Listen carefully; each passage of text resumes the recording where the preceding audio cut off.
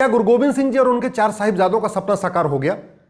क्या गुरु तेग बहादुर, भाई मतीदास, भाई सतीदास, भाई दयाला जी का सपना साकार हो गया? क्या स्वामी दयानंद जी, स्वामी श्रद्धानंद जी, स्वामी लक्ष्मणानंद जी का सपना साकार हो गया? अंत में ये हमारे जितने भी महापुरुष हैं उनका सपना क्या था?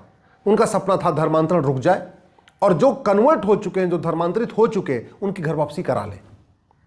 हम लोग पूरे साल कार्यक्रम करते हैं, सेमिनार करते हैं, कॉन्क्लेव करते हैं, सब कुछ करते हैं, अपने पूर्वजों को याद करते हैं, लेकिन उनके पूर्वजों का सपना क्या था, उनको साकार कैसे किया जाएगा, उसकी चिंता ही नहीं करते। पंजाब जो गुरुओं की धरती है, वहां सबसे ज्यादा धर्मांतरण हो रहा है।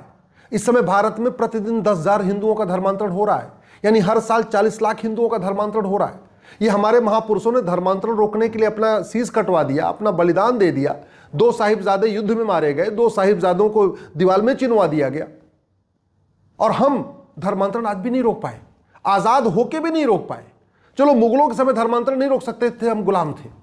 अंग्रेजों के समय हम धर्मांतरण नहीं रोक सकते थे, हम गुलाम थे। आजादी के बाद तो हम धर्मांतरण रोक सकते हैं, और मैं गारंटी के साथ कहता हूं 90% धर्मांतरण तो साल भर के अंदर रुक जाएगा, गारंटी है। अगर 90% धर्मांतरण साल भर के अंदर न रुक जाए, मैं जीवन में न कभी सुप्रीम कोर्ट जाऊंगा, न कभी सार्वजनिक रूप से मुंह दिखाऊंगा। हो सकता है, इतनी ताकत होती है कानून में, लेकिन हम उन कानून को बदलने की बात ही नहीं कर रहे। अगर वास्तव में हम अपने गुरुओं का सम्मान करते हैं, 4 साहिबजादों का सम्मान करते हैं, स्वामी दयानंद, स्वामी श्रद्धानंद, स्वामी लक्ष्मणानंद जी का सम्मान करते हैं, सबसे पहले हमें इस भारतीय न्याय संहिता को बदल के इसमें एक नया चैप्टर जोड़ देना चाहिए, offence relating to conversion.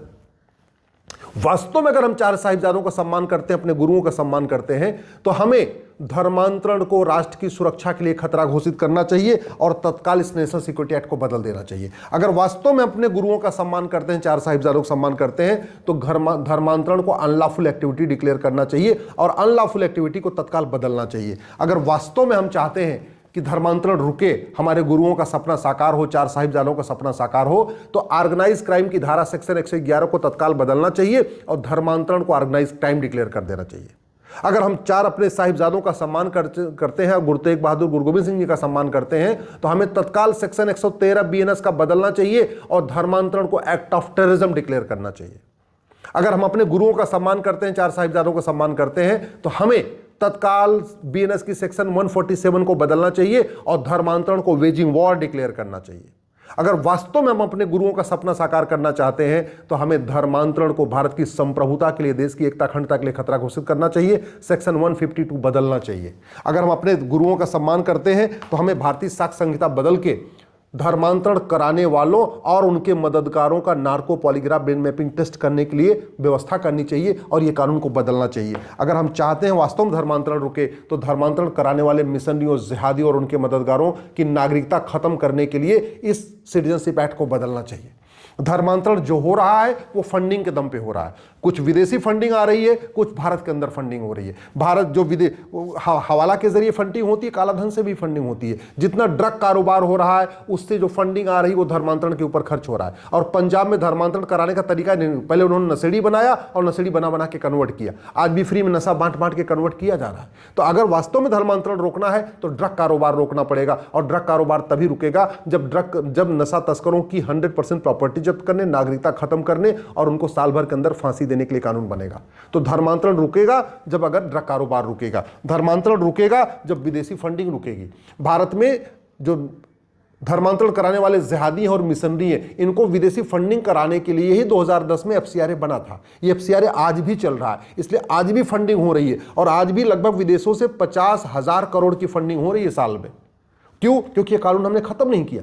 Congress को कोसने से देश का भला नहीं होगा, कांग्रेस को कोसने से सनातन नहीं बचेगा, कांग्रेस को कोसने से सनातन मजबूत नहीं होगा। हां, कांग्रेस के कानूनों को खत्म कर देने से सनातन मजबूत होगा, राष्ट्र मजबूत होगा, समाज मजबूत होगा। इसलिए मैं निवेदन कर रहा हूं, इस कांग्रेस के द्वारा 2010 में बनाए गए FCRA को खत्म कर दीजिए। नहीं चाहिए विदेशी फंडिंग, हमें कोई जरूरत नहीं है।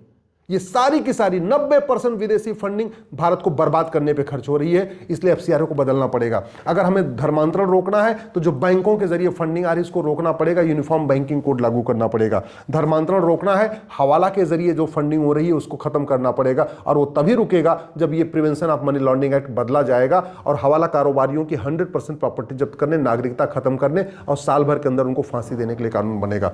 भारत में जो धर्मांतरण हो रहा है उसके ब्लैक मनी से फंडिंग हो रही है। ब्लैक मनी बिल्कुल रत्ती भर कम नहीं हुई है, खूब जनरेट हो रही है। और क्यों? क्योंकि कानून पुराना चल रहा है। जब तक कानून नहीं बदलेगा तब तक ब्लैक मनी बंद नहीं होगी। ब्लैक मनी बंद नहीं होगी तो धर्मांतरण नहीं रुकेगा।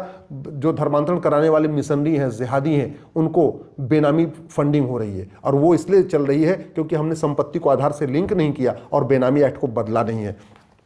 ये जो धर्मांतरण कराने वाले मिशनरी जिहादी हैं, इनको बार बार जमानत मिल जाती है, बार बार बेल मिल जाती है, क्योंकि जो थाने का थानेदार जो जांच करता है उसको पैसा दे देते हैं, वो जांच कमजोर कर देता है, और बाद में कोर्ट में जो डिस्ट्रिक्ट कोर्ट के जज हैं उनको भी पैसा दे देते हैं, उनको जमानत मिल जाती है। इसलिए मैं कह रहा हूं प्रिवेंशन ऑफ करप्शन को बदलना पड़ेगा। भ्रष्टाचार हमारे लिए कैंसर जैसा है।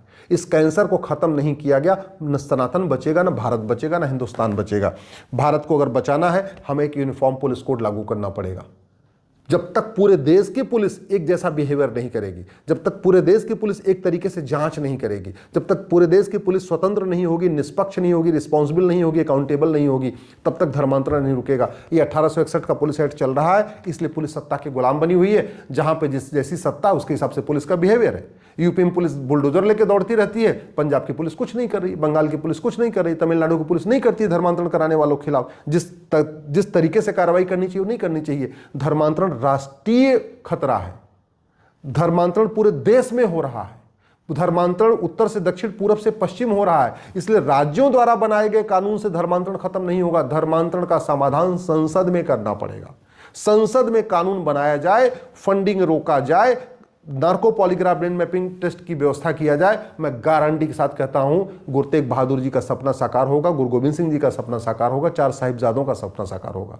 केवल और केवल सेमिनार करने से, प्रेस कॉन्फ्रेंस करने से, शबद कीर्तन करने से, प्रभात फेरी करने से धर्मांतरण नहीं रुकेगा। और सबसे इंपॉर्टेंट, हमारे गुरुओं का जो दूसरा सपना था, घर वापसी। घर वापसी का एक ही तरीका है, प्रत्येक गुरुद्वारे को घर वापसी केंद्र बनाएं, प्रत्येक मंदिर को घर वापसी केंद्र बनाएं। चाहे वो हिंदू मंदिर हो, चाहे जैन मंदिर हो, चाहे बौद्ध मंदिर हो, चाहे वो दुर्गा जी का मंदिर हो, चाहे गणेश मंदिर हो, चाहे वो वेंकटेश मंदिर हो, चाहे राम मंदिर हो, चाहे कृष्ण मंदिर हो, प्रत्येक मठ मंदिर को घर वापसी केंद्र बनाएंगे। प्रत्येक पंडा पुजारी अपना घर वापसी का टारगेट सेट करेंगे। प्रत्येक ग्रंथी और प्रत्येक जत्थेदार अपना घर वापसी का टारगेट सेट करेंगे। प्रत्येक व्यापारी, प्रत्येक बिजनेसमैन अपना घर वापसी का टारगेट सेट करेंगे। तब घर वापसी होगी, तब भारत में शांति आएगी, तब गुरु गोविंद सिंह जी का सपना साकार होगा, गुरु तेग बहादुर जी का सपना साकार होगा, और हमारे जो 4 साहिबजादों हैं जो उनका बलिदान है वास्तव में तब जाके वो सार्थक होगा। नहीं तो आज की डेट में जिस हिसाब से धर्मांतरण हो रहा है, मुगलों के जितना समय धर्मांतरण हो रहा था उससे ज्यादा धर्मांतरण आज हो रहा है। जितना अंग्रेजों के समय धर्मांतरण हो रहा था उससे ज्यादा धर्मांतरण आज हो रहा है। पहले तलवार के दम पे धर्मांतरण हो रहा था, अंग्रेजों ने कानून बना के धर्मांतरण कराया। आज की डेट में फंडिंग के दम पे धर्मांतरण हो रहा है, क्योंकि फंडिंग को रोकने की कोई व्यवस्था नहीं की गई। तो धर्मांतरण रोकने के लिए मैं माननीय प्रधानमंत्री से विनम्र आग्रह करता हूं, संसद का सत्र बुलाइए, गुरु तेग बहादुर जी के बलिदान पे चर्चा करिए, 4 साहिबजादों के बलिदान पे चर्चा करिए, गुरु गोविंद सिंह जी के बलिदान पे चर्चा करिए, और उनके सम्मान में एक कठोर कानून बनाइए। इस बीएनएस में एक नया चैप्टर जोड़ दीजिए, ऑफेंस रिलेटिंग टू कन्वर्जन, और धर्मांतरण को राष्ट्र की सुरक्षा, देश की एकता अखंडता के लिए खतरा घोषित करिए। धर्मांतरण को वेजिंग वॉर डिक्लेयर करिए, धर्मांतरण को ऑर्गेनाइज क्राइम डिक्लेयर करिए। अब मैं पूरे गारंटी के साथ कहता हूं, जिस दिन धर्मांतरण कराने वाले मिशनरियों और जिहादियों का narco polygraph brain mapping test करने, 100% संपत्ति जब्त करने, नागरिकता खत्म करने और साल भर के अंदर आजीवन कारावास फांसी देने के लिए कानून बन गया, 90% धर्मांतरण रुक जाएगा। और ऐसा नहीं हुआ, मैं आजीवन न सुप्रीम कोर्ट जाऊंगा, न समाज में मुंह दिखाऊंगा, मैं पूरी तरीके से संन्यास ले लूंगा। लेकिन यह कानून अगर बन गया, गारंटी के साथ कहता हूं धर्मांतरण रुकेगा, गुरुओं का सपना साकार होगा, 4 साहिबजादों का सपना साकार होगा।